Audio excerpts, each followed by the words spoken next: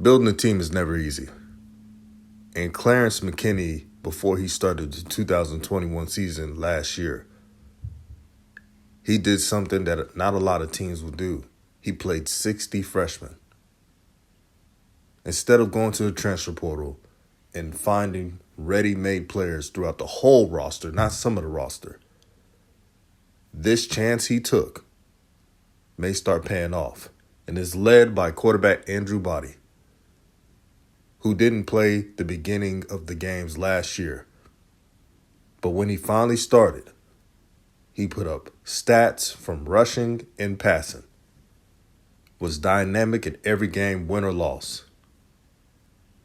I looked at the Swac West preseason poll, and they had Texas Southern as last. My response to that is just watch how they do, and I'll chime in.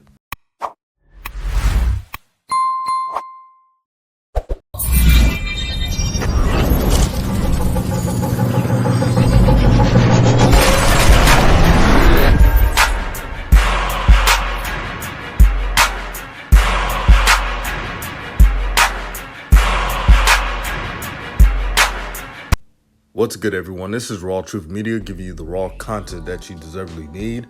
Please like and share this video. I have a lot of family members living in Houston, as well as some of the areas in Louisiana. They always hit me up. They always say, "Cuz, when are you going to talk about PV? When are you going to talk about Texas Southern?"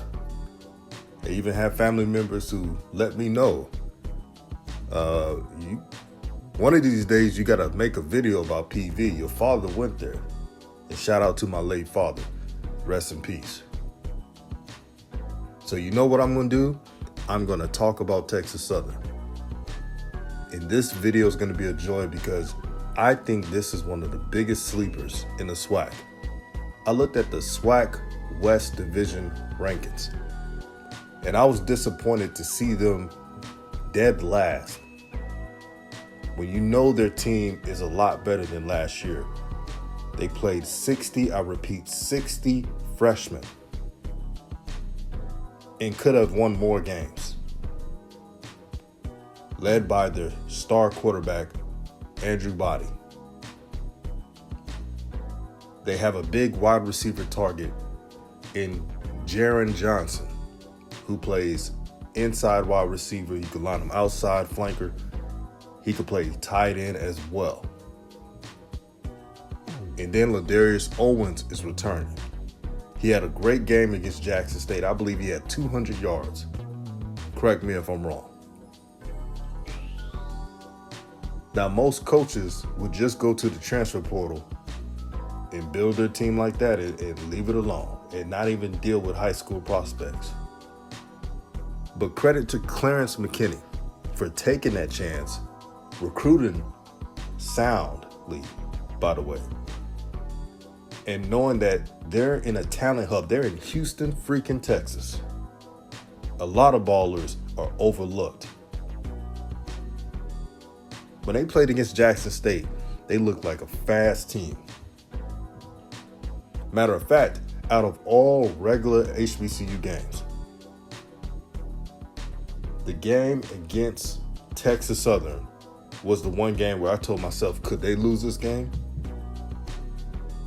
Is this the first team to give Jackson State their first loss? Besides the Southern game, of course.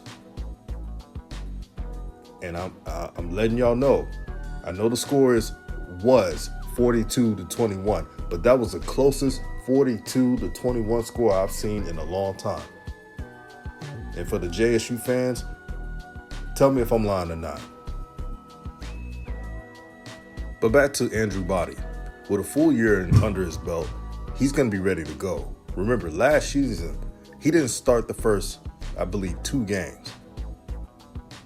And can you imagine if he would have started earlier and had the timing down, the stats would have been higher, and he probably would have won more awards. This year, he is the man. He's the man with the keys. They go as high as Andrew Body carries them. And one thing about Andrew Body, he's always been a winner. He broke a lot of records in high school.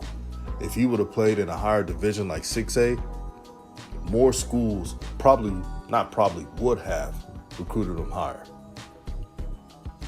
But the fact that Houston, Rice, TCU, North Texas, SMU, and the state of Texas did not recruit this young man are looking at themselves like, wow, we could have had a really dynamic quarterback.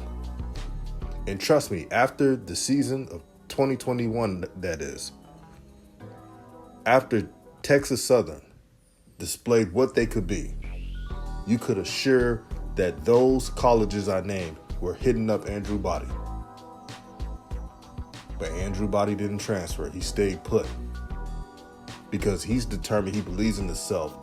And it's a great thing when you're the face of a team. It's a great thing when you're carrying the culture forward. And shout out to his parents. I don't know him personally, but they seem like they're involved. Bray's right. Every time I listen to his interviews, it's yes, ma'am, yes, sir.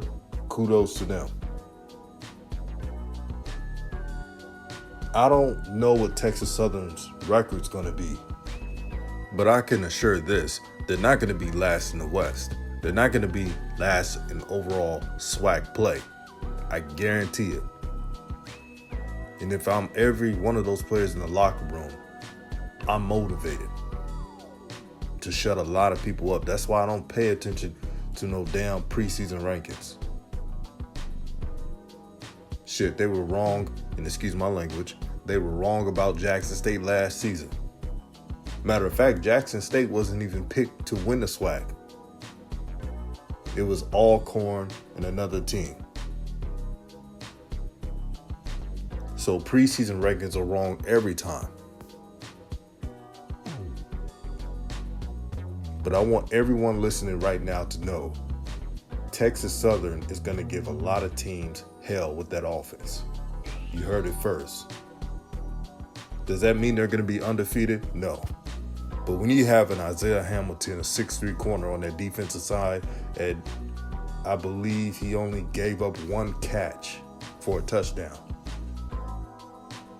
and you surround a defensive unit with transfer players this year to complement the offense that they had running at a high level last season that's going to improve, that equals a team taking their game to the next level.